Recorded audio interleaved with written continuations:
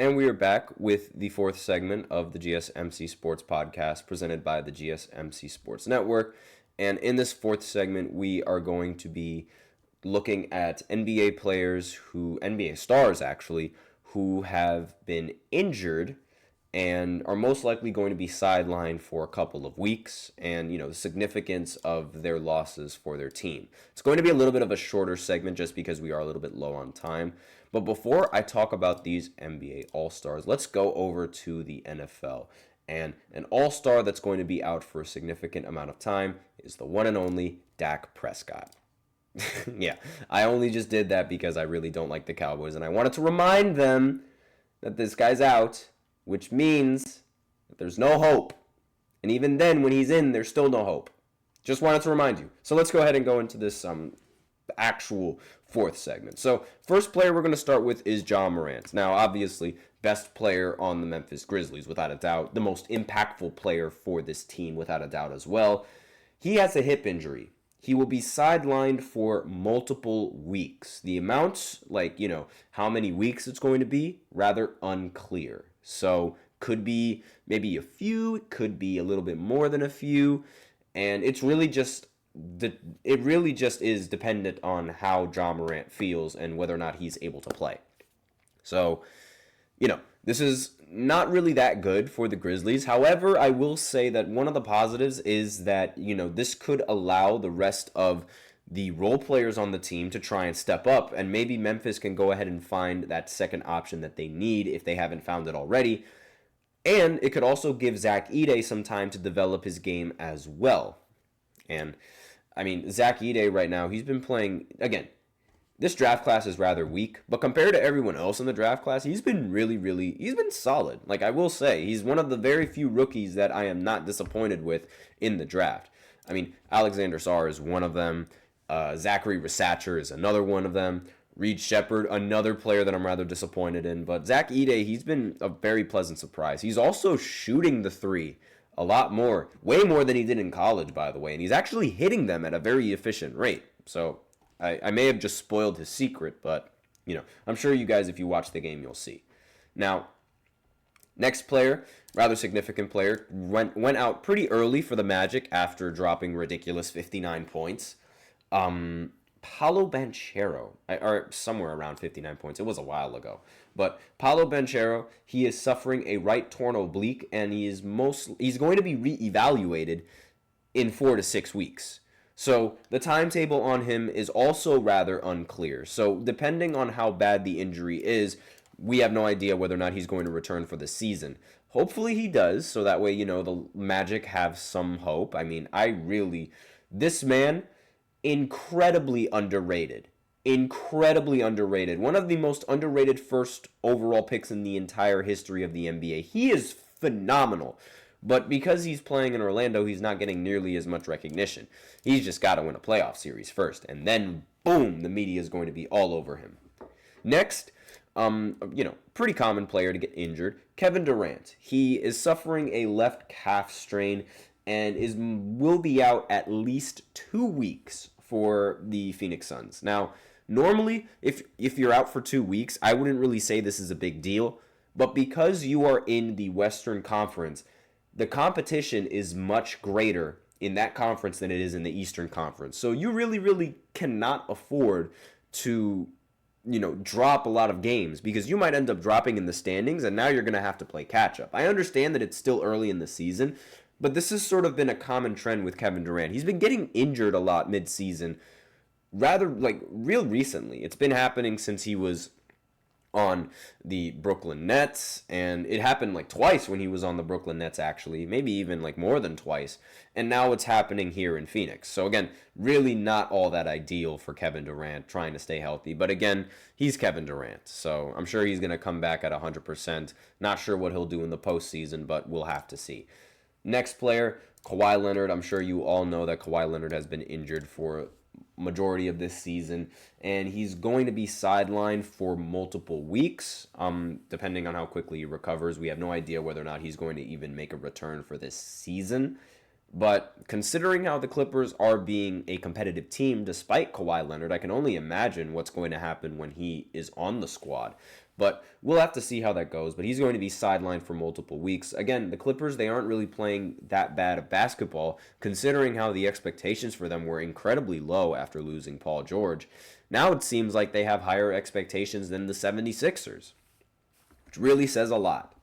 Now, next player on this list, Zion Williamson, one of the most disappointing picks in the draft. I mean, he had so much hype going in at number 1 overall, and really the biggest problem was the stuff off the court, being able to stay on the court. He hasn't played a majority of the games for the Pelicans, and he seems to be a little bit of a waste, but I desperately want Zion to succeed in this league. I really hope that he gets healthy, and I really hope that he can, have a prolonged career, so that way we can see this man in action throughout an entire regular season. But he always gets injured.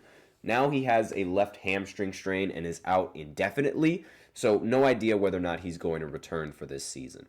Next, Lonzo Ball. He got injured before the season started again. He has a wrist injury, and he played 5 games before being out. So again, really early in the season, Lonzo Ball got injured, and he's another player that's been rather injury prone. Now, the expectations on him are nowhere near as high as they were when the Lakers drafted him, but still, he's a very solid player. I'm going to have to speed through all of this because I am running out of time. Kristaps. We already know Kristaps, he's been out with a foot injury. He's targeting a return in December, so there's no change on the timetable for that. Again, the Celtics, they are a really good team, so it's not like they necessarily need him, but, it wouldn't hurt to have him. Next, Chris Middleton. He's out with an ankle injury, and he's going to be out indefinitely. This is obviously a huge blow to the Milwaukee Bucks, who are already struggling in the regular season to begin with. And now with the threat of Giannis potentially requesting a trade, and Damian Lillard not really playing well, and the amazing coaching duo of Doc Rivers and Darvin Ham, doesn't really look like the Bucks have much going for them this season, but again, it's still young, so we'll see how it goes. Next, the most recent injury, actually, Chet Holmgren, I believe. He has a right lilac hip fracture. He's going to be out for 8 to 10 weeks, but on a team like the Oklahoma City Thunder, they're a very competent team. The only real